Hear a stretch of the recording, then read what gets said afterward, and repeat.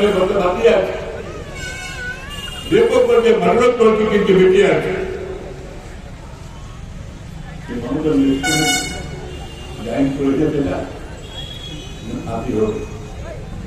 এই জন্য আপনাদের কাছে বলতে যে এখন যে মমতা ব্যানার্জি আজ কথা আজকে কথা বলেছে যে আপনারা অনেকদিন হয়ে এক মাস ছিল, আসলে এই মাস থেকে আরম্ভ করছে আপনাদের ঘটেছে।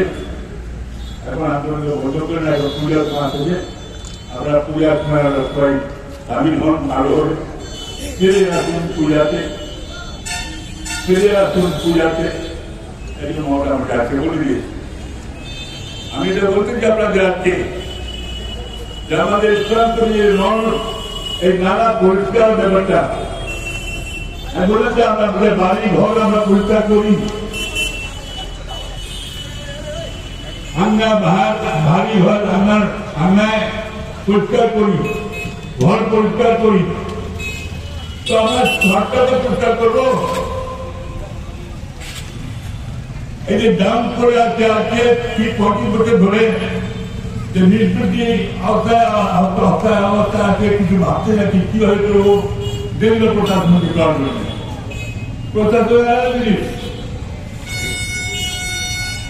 প্রশাসনের আলাদা জিনিস।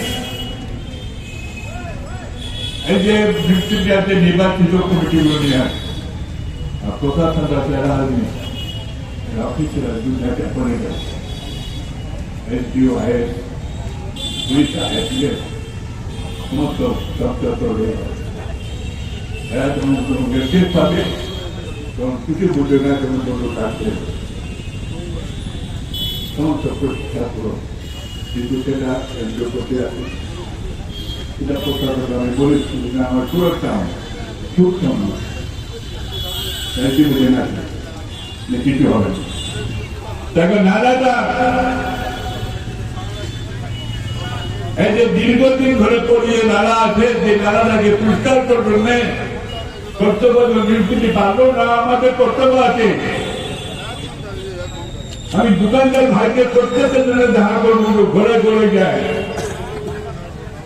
আমি পূজাটার মধ্যে কি পারবো, এই কাল পরশু থেকে আমি দোকানদার দেখা করতে যাবো, বললে আপনাদের প্রফেট করতে হবে, আপনাদের সহযোগিতা করবে আমাদের এই নালা পরিষ্কার জন্য। আমি যে ছোট কমিটি করবো সেটা হবে নালা পরিষ্কার কমিটি, নালা পরিষ্কার অভিযান চালানোর জন্য, নালা পরিষ্কার অভিযান চালাবো আমি, আমার নেতৃত্ব থাকবে। এটা সমস্ত লোক আমি ইসলামপুরের মিস্ত্রির চেয়ারম্যানকে আর কাউন্সিলরকে বলবো, এই অভিযান আপনাদের সামিল হতে হবে। সমস্ত দোকানদারদেরকে আমি সামিল করবো এই অভিযানে, সমস্ত দোকানদার ভাইকে সকলকে নিয়ে আসবো যে আপনারা আমাদের এই নালা পরিষ্কার করবেন। 40% দাম করা তারা লোক পড়ে গেল বুঝে যাবে না, একদম দ্বন্দ্বটা বেরিয়ে যাবে। এই জন্য আমি নিজেছি, আমি ঘরে যাবো না, দেবো, আমি নাবো, আমি চলে যাবো। এই জন্য সমস্ত দোকানদার থেকেও নামাবো, আমিও নাবো, দোকানদার ভাইরাও নামবে, তার স্টাফরা নামবে, সুপারভাইজার নামবে, আমরা যারা কমিটিতে আছি অভিযান চালানোর জন্য তারাও থাকবো, কন্ট্রিবিউটররা আছে, চেয়ারম্যানরা হাতের সঙ্গে ভালোভাবে সবাই মিলে আমরা এই নালাকে সাফ করে যাবো। আমরা কন্ট্রিবিউশন দিব, দোকানদাররা ভাইজারা আছে, কেউ 3,000 কেউ 4,000 কন্ট্রিবিউশন দিবে। আমি 1 মাসের বেতনটা দিয়ে দিব। আমি 1 টাকার মাসে যে বেতন পাচ্ছি 61,000, সে 61,000 আমি দিয়ে দিব।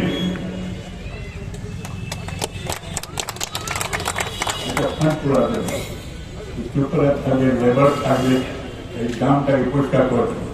আমি আর ফান্ড আনতে যাবো না, খরিদার করে দিবে।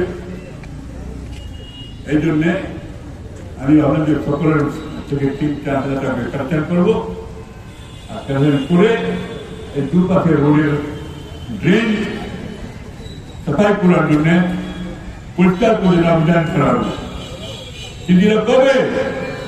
পূজার পর, ছট পূজা, একটা দিওয়ালি হয়, দিওয়ালির পর ছট পূজা হয়। এই ছট পূজা আমরা শেষ হওয়ার পর দিন থেকে তাতে আমরা প্রস্তুতি করবই। এই ছট পূজা শেষ যেমনি হবে তার দু একদিনের মধ্যে আমরা গায়ে করছি। যত লোক থাকবে আমার সঙ্গে, সমস্ত দোকানদারকে একদিন আগেই আমি এক্সপ্রেশন করে রাখবো। দোকানদার, দোকানদারের স্টাফ, আমাদের কমিটির লোকেরা, আজ কাউন্সিলররা আসে, আমাদের চেয়ারম্যানের সঙ্গে থাকলে খুব ভালো হয়। সকলকে আমি থাকবো। আমি এক মাসে আমার নিজের বেতনটা পাই, সেটা আমি নিজের দোকানদার থাকি পরিষ্কার বেতনটা থাকবে। আমি সমস্ত দোকানদার তাদের 3,000 নিব, যা দুটো ভাই প্রতি যোগ ইত্যাদি বাজারও যদি দেয় ঢুকি করে দেয় না, এই অভিযানকে সমর্থন করছি আমরা। এই অভিযানের টাকা দেবো বাজারও দিই। কোন গভর্নমেন্ট ফান্ড আমার দরকার নেই, কোন মিউনিসিপালিটি ফান্ডের দরকার নেই। আমাকে এমনি ফান্ডও দিতে হবে। আমার সমস্ত শহরবাসীরা এই ট্রেনটাকে সাফ করার জন্য সাফ টাকা দেবে, আমরা নিজেই সব করে দেবো। আমরা নিজেই পরিষ্কার করে দেবো, ভরট করে দেবো।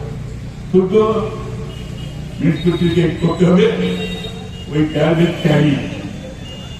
ক্যারিয়ার